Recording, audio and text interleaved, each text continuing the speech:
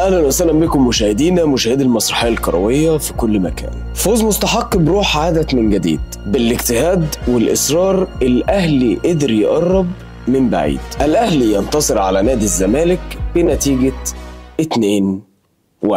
السيناريو المعتاد، البدايه دايما بتكون زملكاويه، استعرض، ضيع، اندم، قابل. عماد النحاس مذاكر كويس قوي وعارف ان طريقه لعب الزمالك واحده ما اتغيرتش من اول الدوري. اوراق الزمالك مكشوفه بالنسبه لعماد النحاس. النحاس لعب بطريقه الحق الطلقه قبل ما تخرج. يعني ايه الحق الطلقه قبل ما تخرج؟ هقول لك يا عزيزي، يعني يفسد الهجمه قبل ما تتحضر من ورا. السلاح بيتعمر من عند صبحي.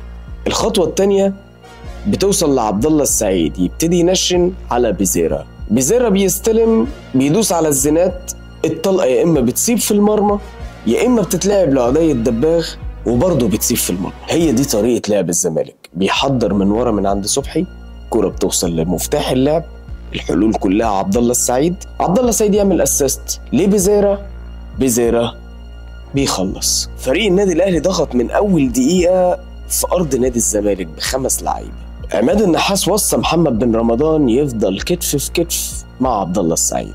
محمد بن رمضان قدر يعطل عبد الله وما يخلوش يستلم الكوره وما خلوش يفكر في حلول.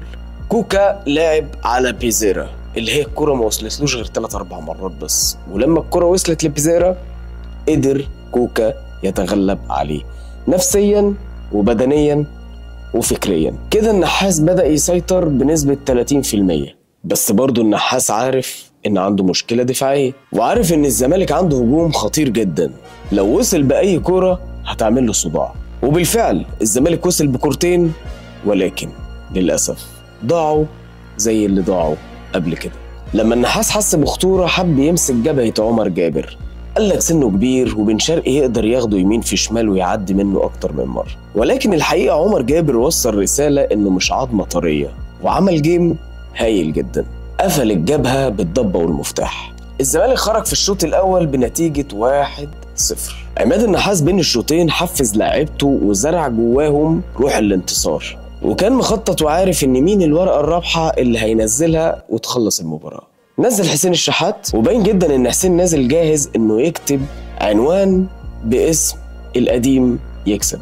القديم اللي هو الشحات طبعا، والجديد اللي هو زيزو. حسين الشحات كسب ثقة الجمهور مرة أخرى. أعتقد مفيش أحلى من إنه يسجل هدف ويبقى سبب في ضربة جزاء يجي منها الهدف التاني بكل صياعة كروية. النحاس يسكت؟ لا ما يسكتش، ينزل لك ديانج يسيطر على نص الملعب، وواضح جدا إن ديانج واخد تعليمات إن هو يزيد هجومي ويحاول يجيب الهدف الثالث يا يساعد زمايله إن هم يجيبوا الهدف الثالث. مبروك للأهلي، مكسب مستحق 100%، وحسين الشحات يستحق رجل المباراة من غير جدال. ولكن في المباراة دي المفروض كانوا يعملوا جايزة تانية لرجل مباراة آخر مع حسين الشحات، وهو حكم المباراة سيزار سوتو جرادو. حكم جريء، حقاني، عنده ضمير، نضيف، قوي الشخصية. استخدم الفار صح جدا زي ما الكتاب بيقول، والحقيقة المؤسفة إنه فضح كل الحكام المصريين وأثبت إن مفيش ولا حكم مصري بيعرف يستخدم الفار صح. أي حكم مصري عمره ما كان هيستجرأ إنه يعيد ضربة الجزاء اللي عادها للزمالك. يا جماعة ده احنا نسينا إن ضربة الجزاء أصلا ممكن تتعاد، لأن حكامنا المصريين بيخافوا يعيدوا ضربات الجزاء، ما بيصدقوا الماتش يخلص بدري ويقول لك احنا أهم حاجة نطلع بأقل الخسائر. طب انت ممكن تطلع المباراة بدون خسائر وبدون أخطاء لو ركزت وما قلقتش وما خفتش، صدقني هتعمل أحلى مباراة في تاريخك. شكرا لصاحب اختيار الحكم الأسباني سيزار سوتو جرادو. نتمنى ان كل الحكام المصريين يبقوا سيزر ويستخدموا الفار صح وما يخافوش. المسرحية الأهلاوية خلصت، المسرحية الزملكاوية لسه هتبدأ. بسم الله الرحمن الرحيم. فيريرا على المسرح. بص يا سيدي الناس، احنا جايبينك عشان تمرن اللعيبة تعرف تكسب، مش جايبينك تتمرن في اللعيبة ازاي تكسب. ركز معايا، احنا مش جايبينك تطلع الايجو بتاعك في اللعيبة وتقفش على شيكو بانزا اللي انت طلبته وانت اللي جايبه قبل مباراة مهمة زي دي وتطلعه بره القايمة. سيبك من شيكو بانزا، سيف الجزيري. طب سيف الجزيري ليه رصيد كبير قوي عند جمهور الزمالك، انت بقى رصيدك ايه؟ بأنهي أمارة تقدر ان انت تاخد راحتك للدرجة دي؟ قدمت ايه؟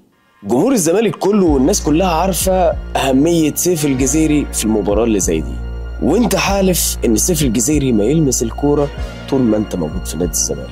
انا نفسي حد يقول لي الايجو ده بأمارة ايه؟ كسبت المصري 3، اهلا بيك. ماتش الاهلي كان اول اختبار ليك، الاهلي كاشف اوراقك قبل ما تلعب بسبب طريقة لعبك اللي ما اتغيرتش. طيب يا سيدي، بدأنا من عند صبحي وجبنا جول، كمل خليك جريء وحفز اللعيبة وهات الجون التاني قبل ما تخرج الشوط الأول. عندك فرصة تدوس. خلص الشوط الأول بنتيجة 1-0. ورينا بقى يا مستر ايجو هتعمل ايه في الشوط التاني. هنا بقى هنعرف إذا كنت مدرب بحقه حقيقي ولا محتاج مدرب بحقه حقيقي. أصل نسيت أقول لك إن جمهور الزمالك ده جمهور واعي أوي وبيفهم كورة كويس أوي، بيعرف يميز بين المدير الفني اللي عنده فكر ومدير الفني الفهلاوي. واضح جدا على لعيبة الزمالك إن هما نازلين الشوط التاني بدون أي تعليمات إيجابية. فيريرا تاه وتوه اللعيبة معاه، معرفش يحضر اللعيبة كويس بين الشوطين. وعلى الجانب التاني كابتن عماد النحاس زرع جوه اللعيبة بين الشوطين ان احنا هنكسب، يعني هنكسب. كان في فرق فنيات بعيد قوي. فيريرا للاسف حافظ مش فاهم. ابدا من عند صبحي. طب اعمل اي تبديل يا خواجه، الدقيقه 65 متاخر ليه؟ ابدا من عند صبحي. طب دخل فينا التعادل، طلع دونجا ونزل احمد شريف وابدا من عند صبحي. دخل فينا التاني وهو لسه مصمم برضه يبدا من عند صبحي. والحقيقه كلنا اول ما خرج دونجا في التوقيت ده اتاكدنا 100% ان فيريرا محتاج مدرب يدربه ازاي يقرا المباراه.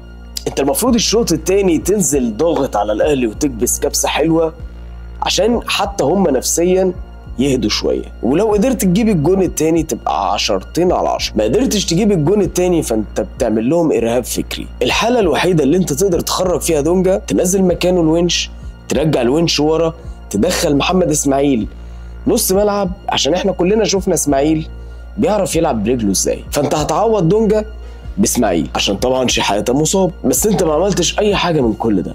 وعماد النحاس الناحيه التانيه بينزل لك ديانج بعد ما جاب الجون التاني عشان يمسك نص الملعب. واحد كسبان بيمسك نص ملعب، والتاني كان كسبان بقى خسران بيطلع نص الملعب. الفكر فين؟ انا مش عارف. فيريرا من وجهه نظري لازم يرجع بلده بلجيكا، ياخد كورس اونلاين ويرجع تاني الدوري المصري بس على دوري درجة تانية.